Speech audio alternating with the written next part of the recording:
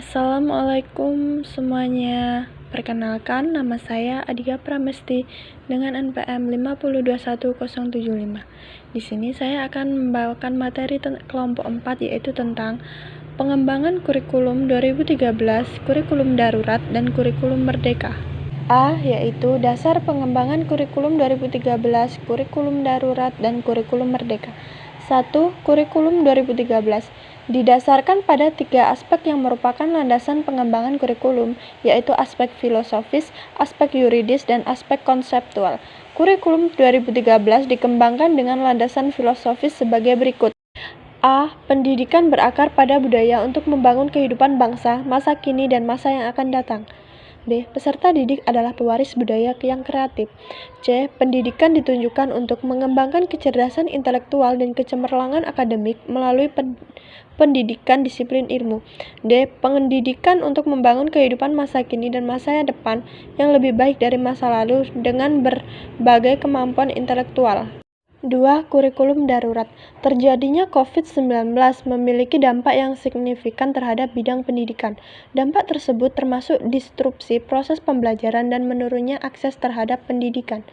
Kurikulum darurat yang dilaksanakan di Indonesia sebenarnya sudah maksimal pelaksanaannya, namun masih meninggalkan masalah learning loss yang cukup tinggi khususnya untuk jenjang sekolah dasar.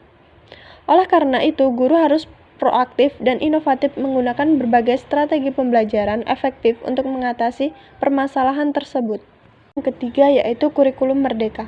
Pertimbangan pemberlakuan kurikulum merdeka adalah bahwa penerapan kurikulum pada masa kondisi khusus sebagaimana diatur dalam Keputusan Menteri Pendidikan dan Kebudayaan tentang pedoman pelaksanaan kurikulum pada satuan pendidikan dalam kondisi khusus sebelum dapat mengatasi ketinggalan pembelajaran atau learning loss, sehingga perlu disempurnakan. Prinsip utama menerapkan kurikulum merdeka di dalam proses pembelajaran di satuan pendidikan adalah prinsip diversifikasi sesuai dengan kondisi satuan pendidikan, potensi daerah, dan peserta didik, atau Menteri Pendidikan, Kebudayaan, Riset, dan Teknologi Republik Indonesia tahun 2022. B. Rasional pengembangan kurikulum 2013, kurikulum darurat, dan kurikulum merdeka. 1. Kurikulum 2013. Pengembangan kurikulum tersebut merupakan langkah lanjutan pengembangan kurikulum berbasis kompetensi yang telah dirintis pada tahun 2004 dan KTSP 2006 yang mencakup kompetensi, sikap, pengetahuan, dan keterampilan secara terpadu. Pengembangan kurikulum perlu dilakukan karena adanya berbagai tantangan yang dihadapi, baik tantangan internal maupun tantangan eksternal. A. Tantangan internal. Pemenuhan 8 standar nasional pendidikan yang meliputi standar pengelolaan perkembangan penduduk Indonesia dilihat dari pertumbuhan penduduk usai produktif. B. Tantangan eksternal. Tantangan masa depan antara lain globalisasi, kemajuan teknologi informasi, kompetensi masa depan antara lain kemampuan untuk berkomunikasi. Yang kedua yaitu kurikulum darurat. Kurikulum ini dalam kondisi khusus yang disiapkan oleh Kemendikbud merupakan penyederhanaan dari kurikulum nasional. Pada kurikulum tersebut dilakukan pengurangan kompetensi dasar untuk setiap mata pelajaran sehingga guru dan siswa dapat berfokus pada kompetensi esensial dan kompetensi persyaratan untuk kelanjutan pembelajaran di tingkat selanjutnya. Untuk membantu siswa yang terdampak pandemi dan berpotensi tertinggal, Mendikbud mengimbau guru perlu melakukan asesmen diagnostik.